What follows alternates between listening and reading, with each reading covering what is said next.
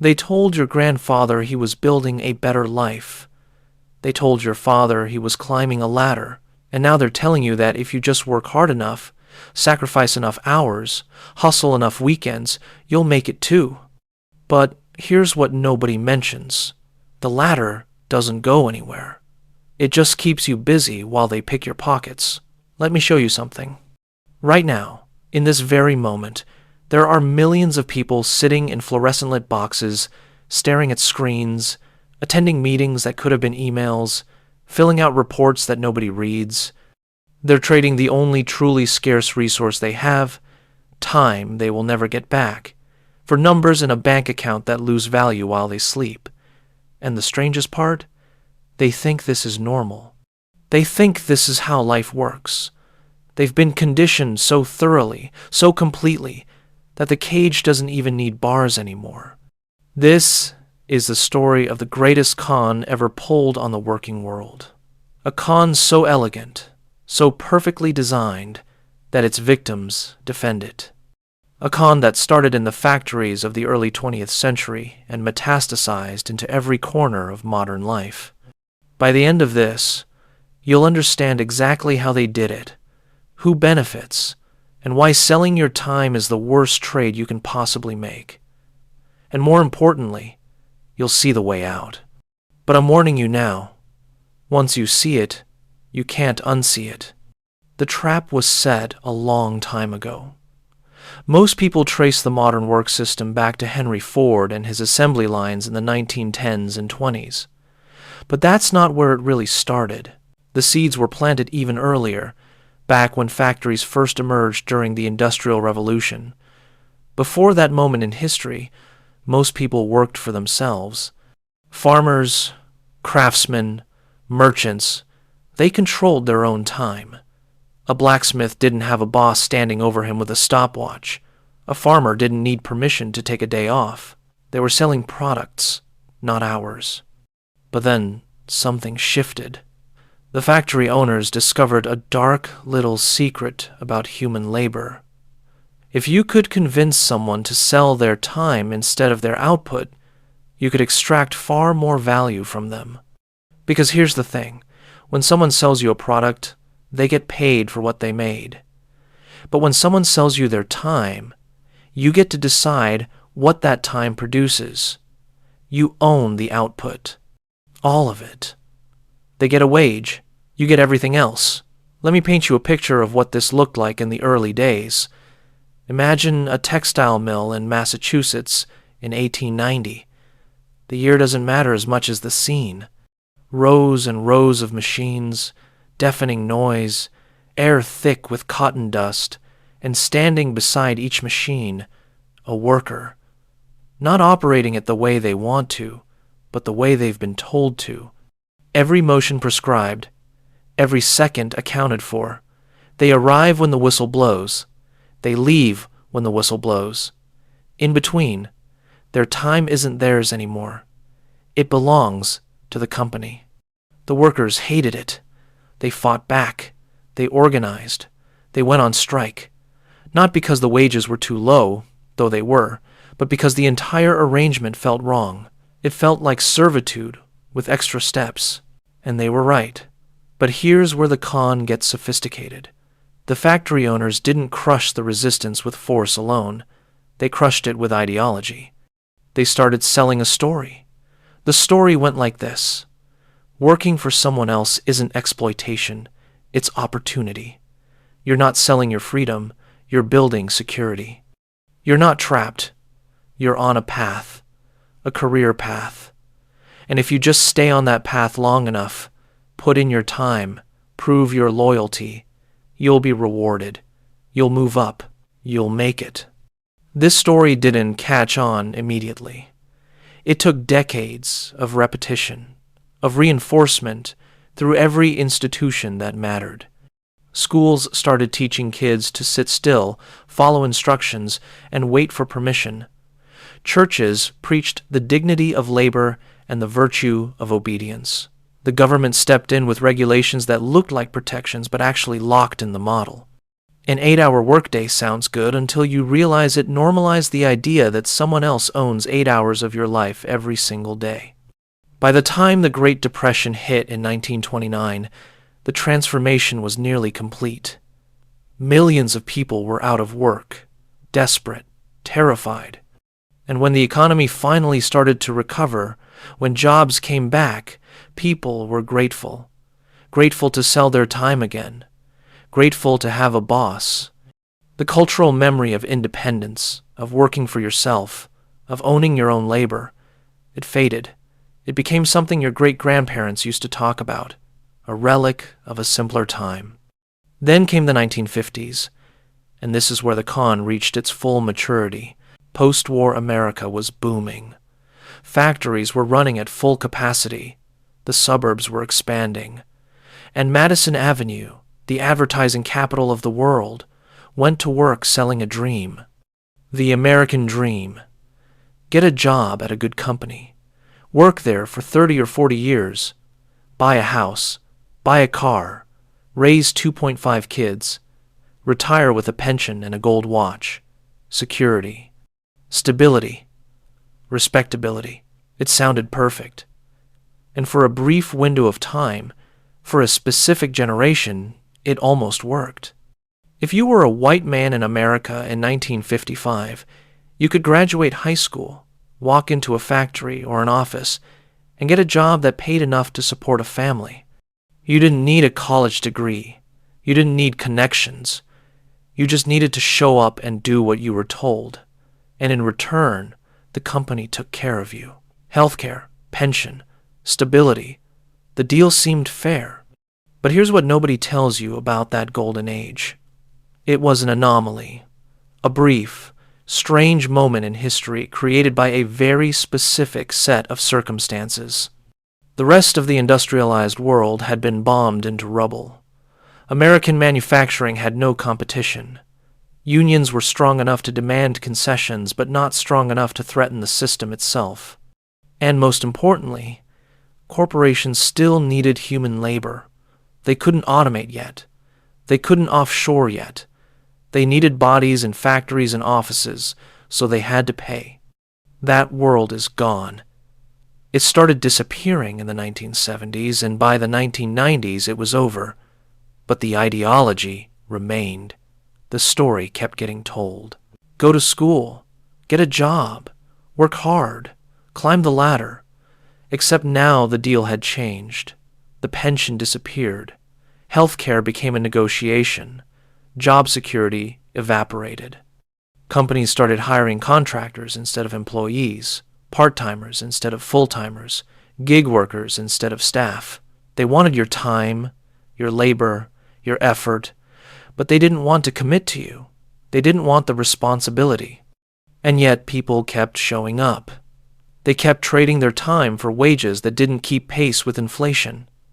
They kept working longer hours for fewer benefits. Why? Because the ideology was so deeply embedded that questioning it felt like questioning reality itself. When you've been told your entire life that working for someone else is the only legitimate way to make a living, when every authority figure from your parents to your teachers to the talking heads on television repeats the same message, it becomes invisible. It becomes truth. Let me show you how deep this programming goes. Ask someone what they do for a living and watch what happens. They'll tell you their job title. I'm a manager. I'm a consultant. I'm an analyst. They've fused their identity with their employer's needs. They've internalized the logic of the system so completely that they can't separate who they are from what they do for someone else's profit. And here's the cruelest part. They're proud of it. They'll brag about working 60-hour weeks. They'll wear their exhaustion like a badge of honor. They'll compete with each other over who sacrifices more, who sleeps less, who checks email at midnight. This is Stockholm Syndrome on a civilizational scale. People defending the very system that's draining them. And the system loves it. Because as long as you believe that selling your time is normal, necessary, inevitable, you'll never ask the dangerous question. The question that threatens everything. Why? Why does it have to be this way? Why do we accept that the best years of our lives, the hours when we have the most energy, the most creativity, the most potential, should be spent making someone else rich. Why do we trade freedom for the illusion of security? Why do we call it a career when it's really just a slow march toward burnout and obsolescence? The answer isn't satisfying. There's no grand conspiracy, no shadowy cabal pulling strings. It's simpler and more depressing than that. The system perpetuates itself because it benefits the people with power, and they've built an entire culture to justify it.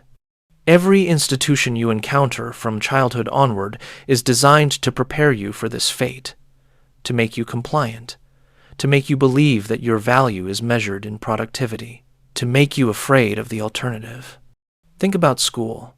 From the moment you enter kindergarten, you're being conditioned. Sit still, raise your hand, wait your turn, follow the schedule, don't question authority. Do your homework even when it's pointless. Memorize information you'll never use.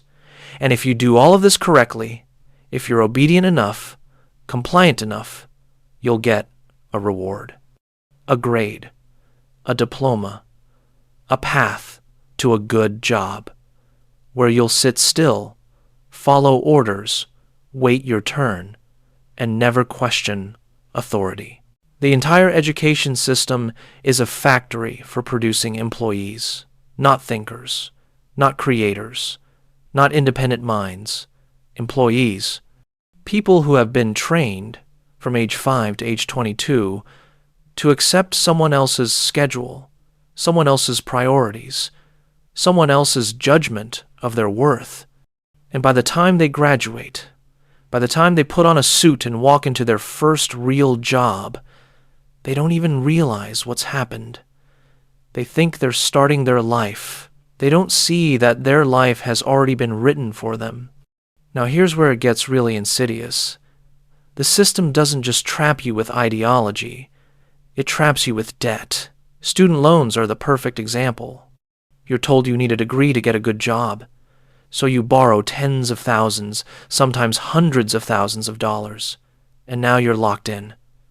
You can't take risks. You can't walk away. You can't experiment with working for yourself or building something of your own because you have payments to make.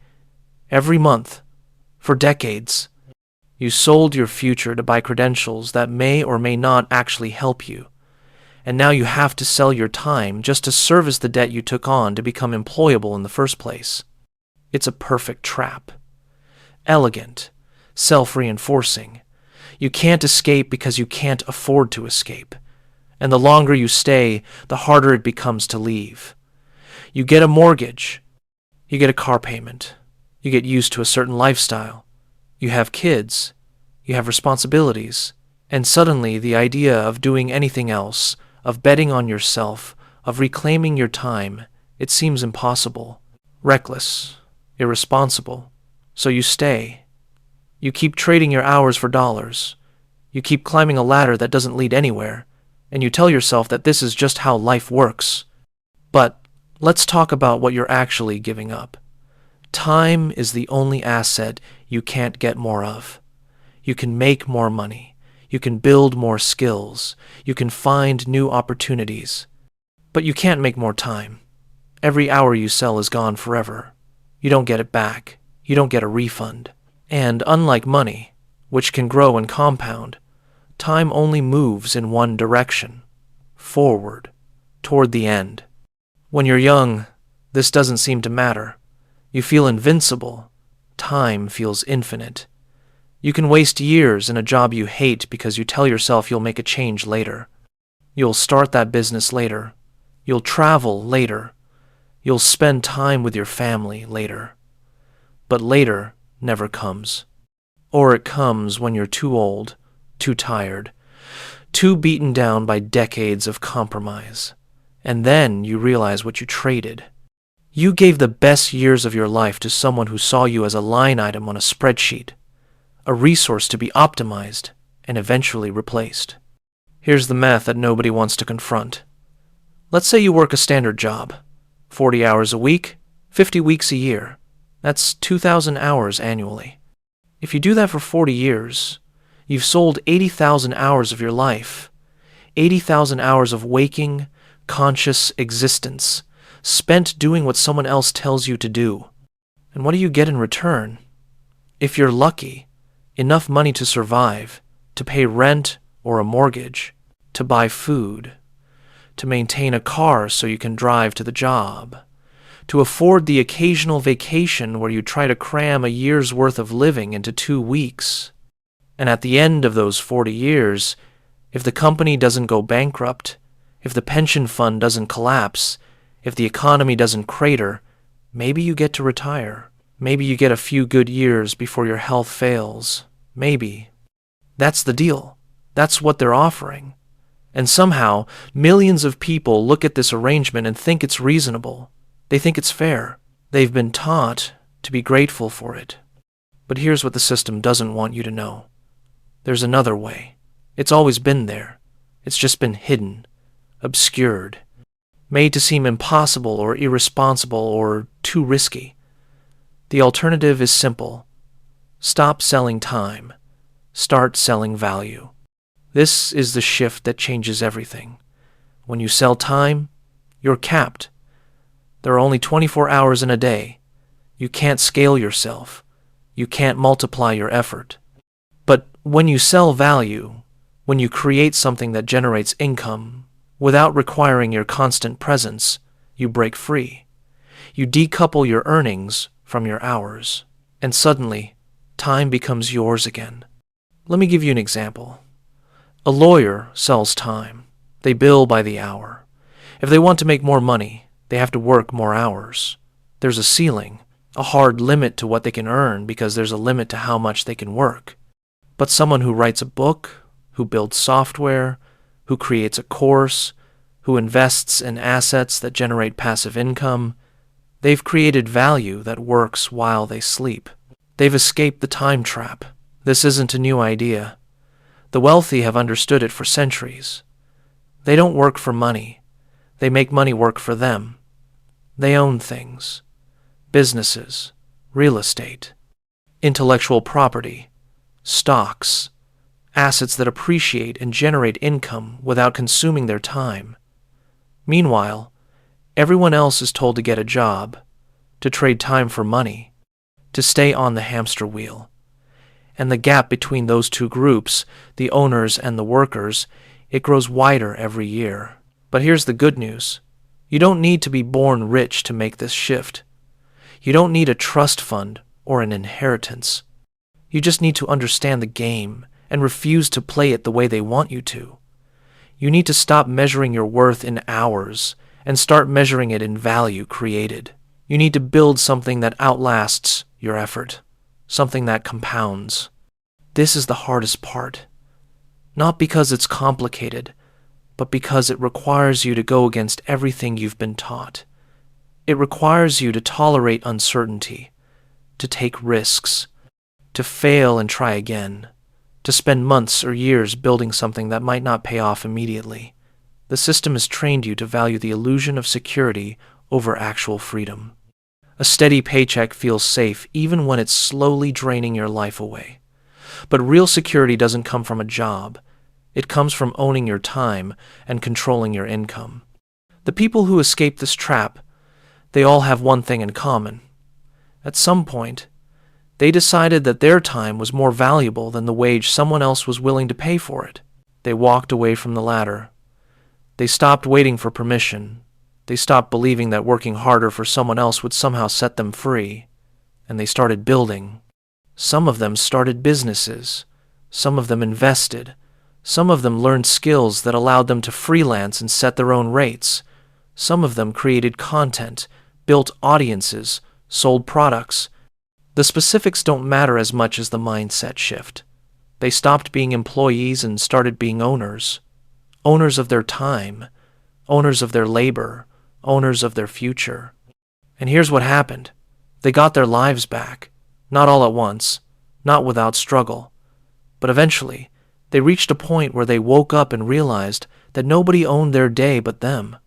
They could work when they wanted, rest when they wanted, spend time with people they loved. pursue projects that mattered to them. Not because they were rich, though some of them became rich, but because they had reclaimed the one thing that actually matters: time. This is the secret they don't teach you in school. This is the truth that every job recruiter and career counselor and well-meaning parent accidentally obscures. Selling your time is a trap. It always has been. And the only way out is to build something that breaks the link between your hours and your income, to create value that compounds, to invest in assets that work for you, to refuse to trade your finite, irreplaceable life for someone else's infinite need for profit. The system will fight you on this. It needs workers. It needs people who show up, follow orders, and don't ask too many questions. It needs you to believe that the only legitimate path is through employment, that entrepreneurship is risky, that investing is complicated, that building something of your own is only for special people, geniuses, risk takers, people who aren't like you. But that's a lie. The truth is simpler and more brutal. The system needs you to stay afraid. Because if you weren't afraid, if you actually understood what you were giving up every time you clocked in, you'd walk away. And if enough people walked away, the whole thing would collapse. So they keep you afraid. They tell you stories about people who tried to break free and failed. They show you worst-case scenarios. They make the alternative seem impossible, and most people believe it. They spend their entire lives in the trap, defending it, because the alternative is too terrifying to consider. But you're different. You've made it this far. You've seen the machinery. You understand the con. And now you have a choice. You can go back. Pretend you didn't see anything. Keep trading your time for money until there's no time left. Or you can start building your way out, slowly, carefully, one decision at a time. It won't be easy. Nothing worth doing ever is. But at the end of your life, when you're looking back at how you spent your days, you won't regret the risks you took. You'll regret the years you sold to people who never valued them. You'll regret the dreams you postponed, the time you didn't spend with people you loved, the life you didn't live because you were too busy making someone else rich. The worst trade you can make is selling your time. Because unlike money, unlike possessions, unlike anything else in this world, time is the one thing you can never get back. Every hour is gone forever. The question is, who decides how you spend it? Them or you?